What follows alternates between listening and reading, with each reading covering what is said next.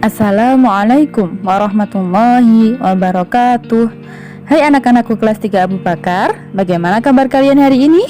Baik, alhamdulillah, luar biasa, Allahu Akbar, yes, sukses.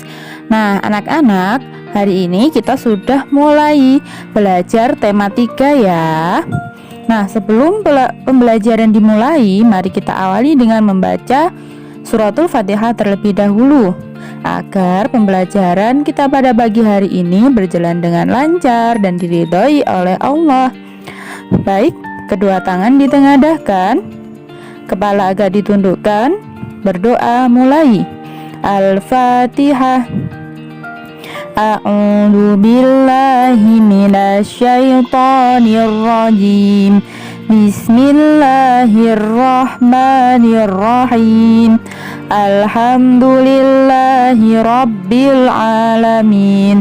Ar-Rahmanir-Rahim. Maliki yaumiddin. Iyyaka na'budu wa iyyaka nasta'in. Ihdinas siratal mustaqim.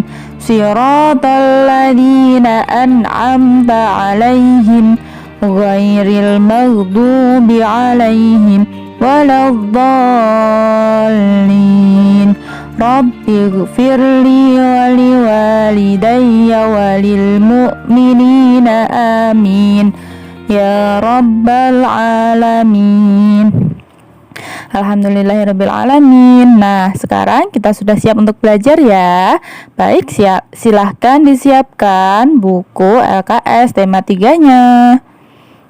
Update untuk video Miss Emas lainnya. Terima kasih.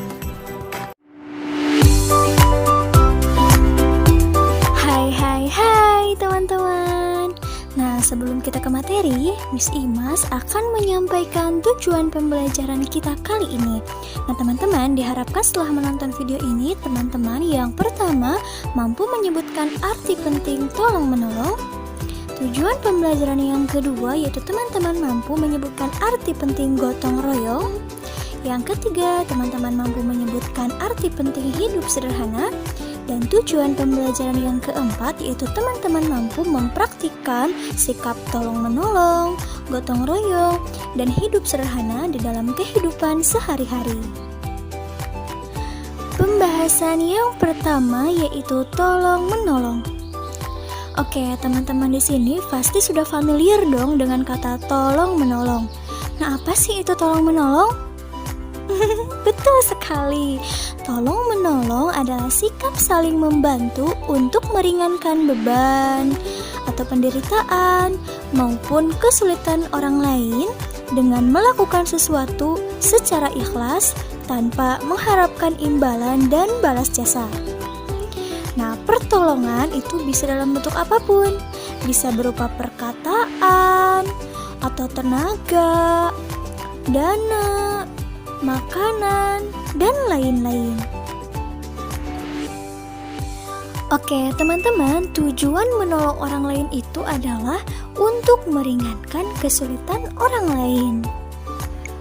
Perlu teman-teman ketahui juga, manusia adalah makhluk individualis yang membutuhkan privasi dalam aktivitas hidupnya. Namun, manusia juga merupakan makhluk sosial, yaitu makhluk yang tidak mampu hidup tanpa bantuan dan pertolongan dari orang lain. Manusia itu pasti membutuhkan pertolongan dan juga perlu menolong orang lain.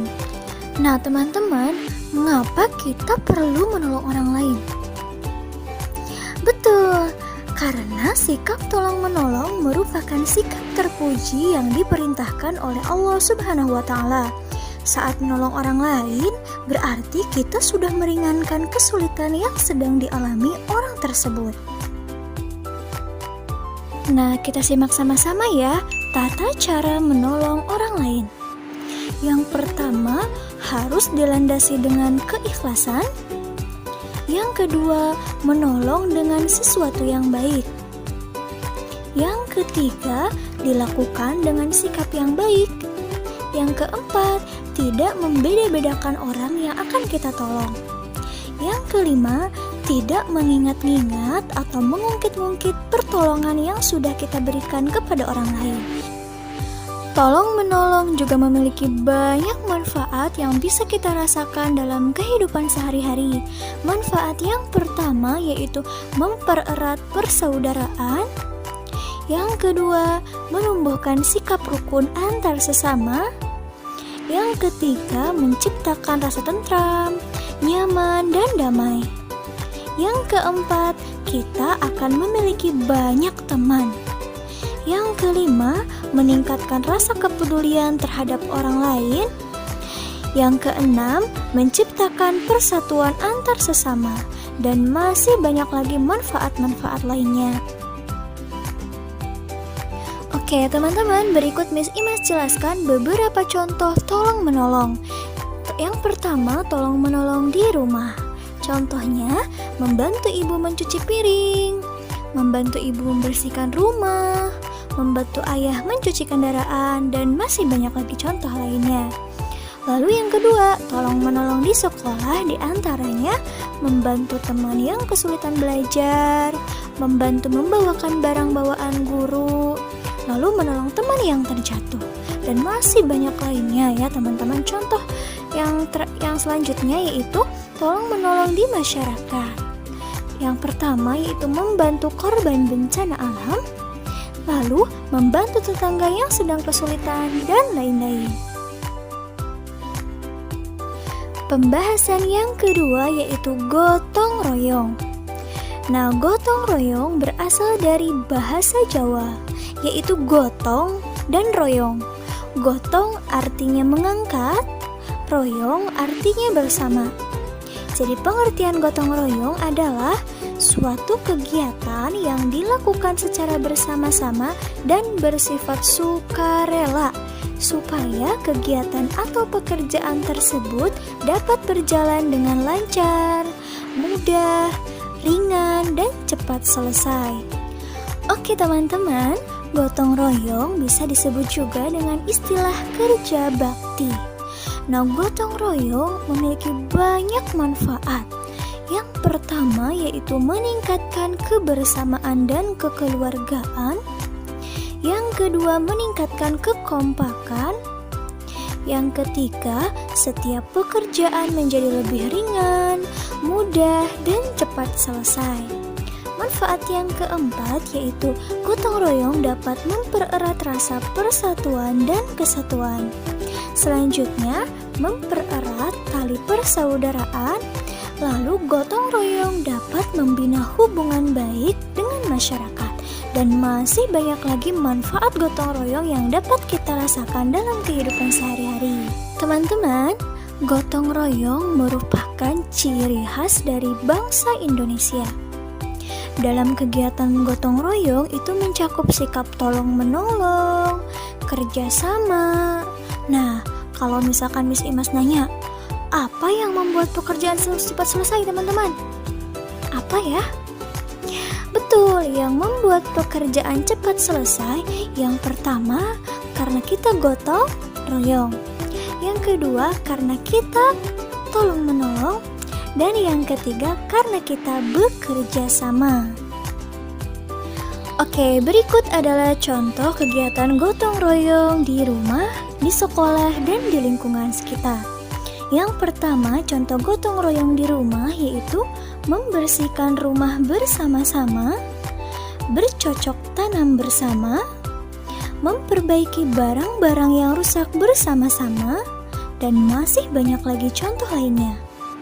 Lalu, contoh kegiatan gotong royong di sekolah yang pertama, membersihkan kelas bersama-sama, mematuhi peraturan sekolah bersama-sama, menjaga fasilitas sekolah bersama-sama, dan lain-lain. Selanjutnya, contoh kegiatan gotong royong di lingkungan sekitar.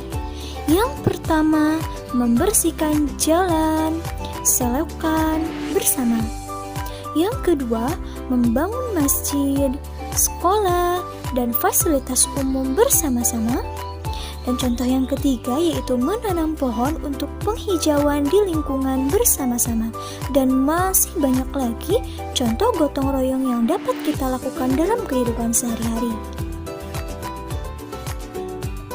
Pembahasan selanjutnya yaitu hidup sederhana. Oke, teman-teman di sini ada yang tahu tidak ya?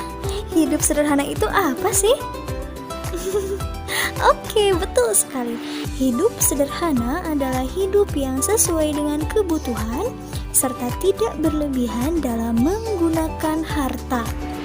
Nah, teman-teman, Miss Imas mau tanya nih, mengapa sikap sederhana itu penting diterapkan dalam kehidupan sehari-hari?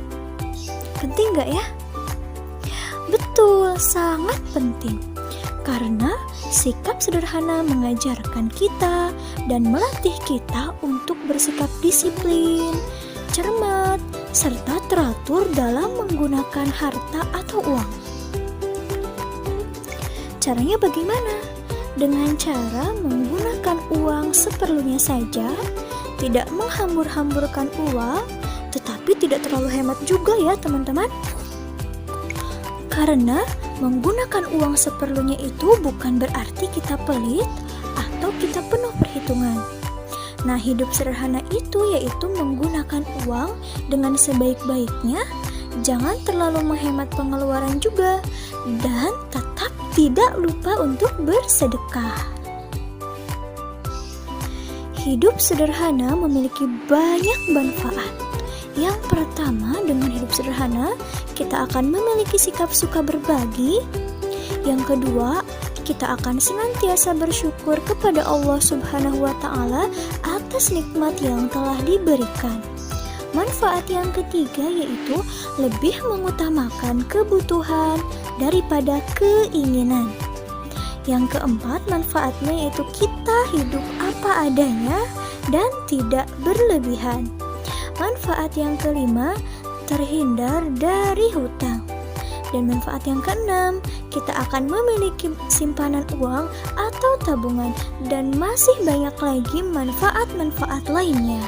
Nah, berikut adalah contoh hidup sederhana yang bisa kita terapkan dalam kehidupan sehari-hari. Yang pertama, tidak berlebihan dalam berpakaian. Yang kedua, tidak berlebihan dalam membeli makanan dan minuman. Yang ketiga, tidak berlebihan dalam membeli alat-alat elektronik. Yang keempat, tidak memamerkan kekayaan yang dimiliki kepada orang lain. Yang kelima, rajin menabung. Yang keenam, suka berbagi dengan orang lain. Dan yang ketujuh, belanja sesuai dengan kebutuhan, bukan keinginan. Dan masih banyak lagi contoh hidup sederhana yang dapat kita praktikkan dalam kehidupan sehari-hari. Oke, teman-teman, perhatikan kata-kata berikut. Lingkari kata-kata yang sesuai dengan hidup sederhana.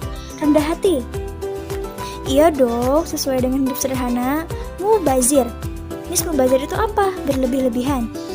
Enggak ya, mubazir itu enggak boleh. Kalau orang yang mubazir itu temennya syaitan. Terus pelit. Pelit termasuk sikap yang mencerminkan hidup sederhana tidak? Tidak, justru kalau hidup sederhana itu tidak boleh pelit. Nah, secukupnya. Betul, kalau hidup sederhana itu kita harus menggunakan apapun itu secukupnya. Boros. Tidak boleh, ya. Berlebih-lebihan, apalagi orang yang hemat itu tidak boleh berlebih-lebihan. Cermat. Betul, termasuk sikap yang mencerminkan hidup sederhana. Berbagi. Nah, iya, manfaat kita hidup sederhana itu kita akan memiliki sikap suka berbagi. Sombong. Orang yang hidup sederhana itu tidak boleh sombong, teman-teman. Dan yang terakhir, hemat. Betul, hemat termasuk sikap yang mencerminkan hidup sederhana. Nah, tetapi kalau menggunakan apapun jangan terlalu kebangetan hemat. Hemat boleh, tapi tidak berlebihan hematnya. Kalau berlebihan hemat itu berarti pelit. Oke, bedakan antara hemat dengan pelit. Oke, teman-teman Miss Imas, kesimpulan untuk pembelajaran kita kali ini adalah ternyata dalam kehidupan sehari-hari kita sangat perlu mempraktikkan sikap saling tolong-menolong, gotong royong, dan hidup sederhana. Karena sikap-sikap tersebut merupakan sikap terpuji yang memiliki banyak manfaat untuk kehidupan kita. Nah, teman-teman, semoga penjelasannya bermanfaat ya. Tetap jaga kesehatan, tetap semangat, tetap belajar. Wassalamualaikum warahmatullahi wabarakatuh. Thank you for watching. Alhamdulillahirrabbilalamin, pembelajaran kita pada pagi hari ini sudah selesai. Semoga apa yang kita pelajari hari ini bermanfaat bagi kita semua. Nah, mari kita akhiri pembelajaran pada pagi hari ini dengan membaca doa kafaratul majlis. Kedua tangan ditengadahkan, kepala agak ditundukkan, berdoa mulai. Bismillahirrahmanirrahim. Subhanakallahumma wa bihamdika asyhadu an la ilaha illa anta astaghfiruka wa atubu ilaik. Alhamdulillahirabbil alamin. Terima kasih anak-anak sudah mengikuti pembelajaran dengan baik dan bersemangat. Pesan Ustazah, tetap semangat belajar dan jaga kesehatan ya. Ustazah akhiri. Wassalamualaikum warahmatullahi wabarakatuh.